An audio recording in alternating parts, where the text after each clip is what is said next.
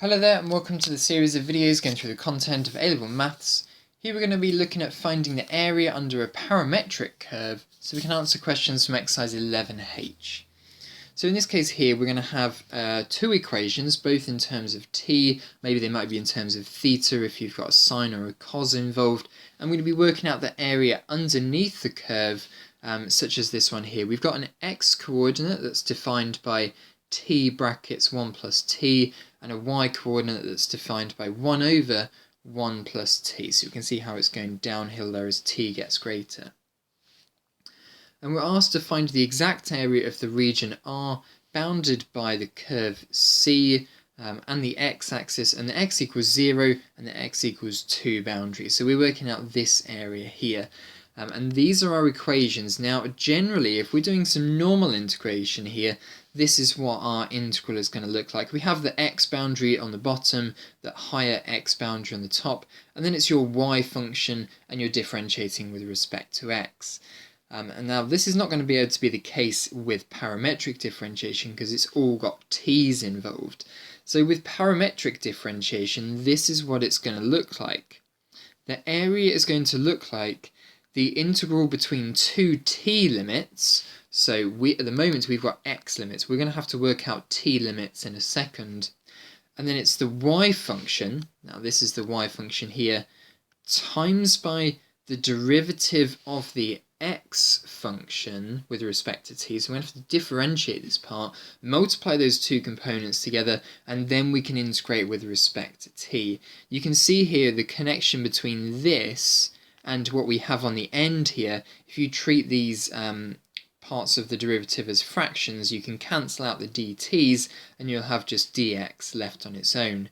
So this here is going to be the formula that we're going to use for parametric integration. So what we need now are all the separate components for this integral to work. We've got the y component. The y component is just the equation 1 over 1 plus t in terms of t. Then we need the derivative of the x components. Now this here is the x component here. We might want to expand brackets, so t plus t squared, and we need to differentiate that. So at the moment here we have the second part of the integral, which is 1 plus 2t. Then we've got dt, okay, yeah, that's fine, dt is what it is. Now we need the top boundary and the bottom boundary in terms of t. Now we know that the x boundary is going to be 0 to 2, so we need to work out what t value we're going to need for these x boundary values. We know the first boundary is going to be x equals 0, so what t value, notice here how I've just replaced x with what x is equal to in terms of t, what t value is going to give me 0? Well, solving this as a quadratic, it's either going to give me -1 or 0. But notice here how t is greater than 0 or equal to 0, so we can cancel that solution out. And we're going to do exactly the same for the x equals 2 solution here. Find the value for t such that x equals 2. So take it onto the other side, treat it as a quadratic, and your two answers then are -2 and 1. So we'll cross that -2 solution out because t has to be greater than or equal to 0. So we have our t boundary limits here. We have 0 and 1. So now we've got all the components. We've got this one here, this number here, and this number here. They are all the components that we need now to substitute into this parametric integration area formula.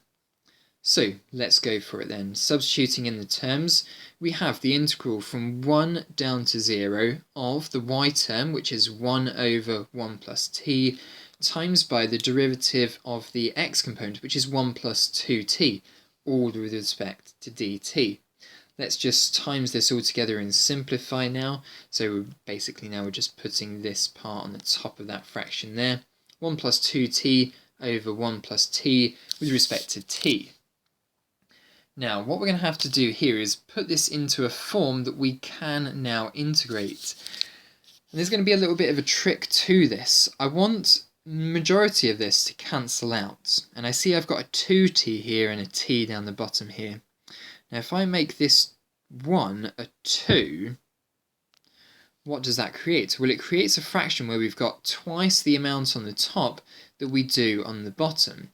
So this fraction here is now just going to simplify to the value 2. But I can't just turn a 1 into a 2 without balancing out it at some other point. And what I'm going to do is I'm going to subtract 1 afterwards on the, effectively now we're treating this as two fractions being taken away from each other. Take away 1 over 1 plus t. So my integral now looks like this, 2t plus 2 over 1 plus t minus 1 over 1 plus t with respect to t. You can see that if you were to put this back together, you would get the exact integral that I had in the previous line. Why is it nice to do this? Well, from doing this, we can simplify this expression here just down to 2, and this integral here is just a standard Lund integral. The bottom differentiates to the top perfectly. So now we can do the integration. 2 will integrate to 2t, and then the 1 over 1 plus t will integrate to Ln 1 plus t, and we haven't subtracted between those two expressions there, so it's a takeaway. And we're now integrating in between the boundary of 1 to 0, so now substituting in those numbers, substituting in 1 and substituting in 0s, taking one term away from the other, and simplifying our final answer. So we get 2 minus Ln 2 as our final answer for this question here. Okay, so there we are. That's how we do these types of integrals then. So remember, it's the formula of the integral from your 2t boundaries. Why am I using c and d? Well, because usually with x's we use a and b. And then it's y differentiates your x term, and then you get to integrate with respect to t. So there are two components in this integral calculation here. And you're going to be multiplying these together, and hopefully they will simplify to something much nicer. Right, your turn to have a go at this question here. Then pause the video and try this question out.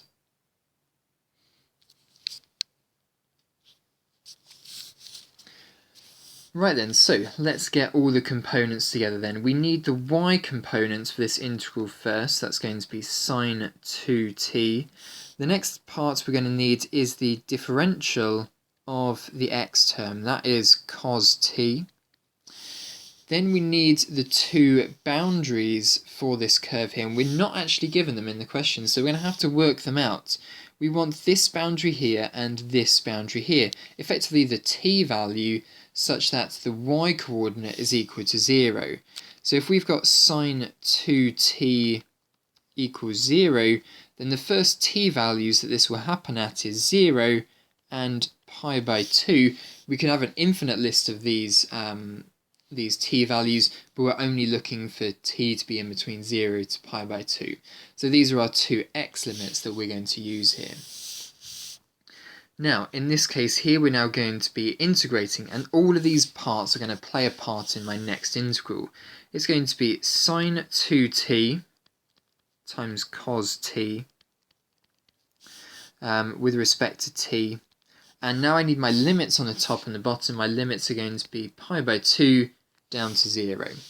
Now this here doesn't look like an integral that I know how to integrate immediately. It's following none of the rules. I don't think I'm going to do it by parts, even though I've got two parts to integrate here. I think what I'll do is I'll use a trig identity. Let's use 2 sine t, cos t, and I've got another cos t on the end, so I'm going to write this as cos squared t. And now I have got an integral that I know how to work out. In fact, I think it was seen in the last video. I'm going to use a substitution of u equals cos t. And now whenever I differentiate with respect to, whenever I differentiate and use a substitution, I need to replace the dt or the dx term on the end. So du by dt is going to turn into minus sine t.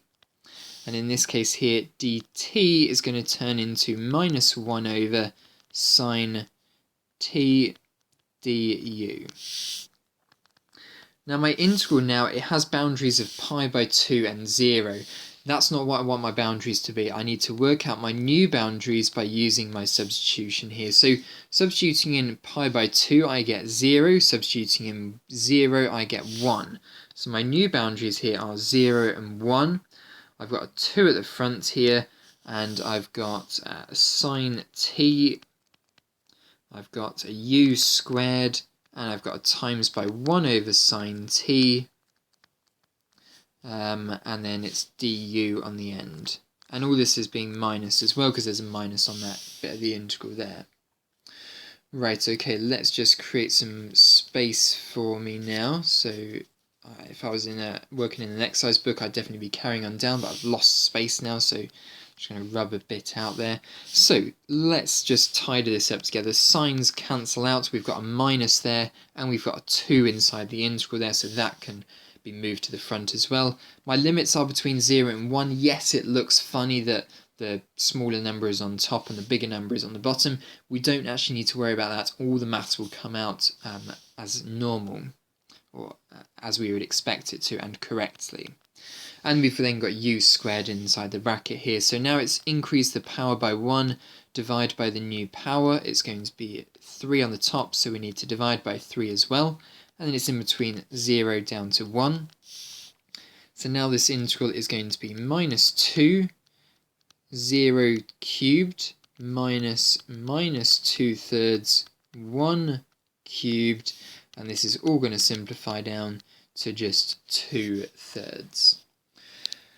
Great, so there we are. That's how we do these sorts of questions here then. So just remember the formula. It was shown somewhere in this video here, so go back and rewind and have a look at it. Now, the interesting thing is that this topic was actually missed out of the original print in the textbook. So I've put a link down in the description below to some exercises if you need to. Otherwise, if you've got a later edition print of the textbook, it's on page 317. There's a few questions on the end at it. So have a look at the description. That will give you some questions to have a go at to practice on this topic, and have a go at the problem solving ones, the exam style questions, and ask your teacher for help if you need any. Otherwise, thanks for watching.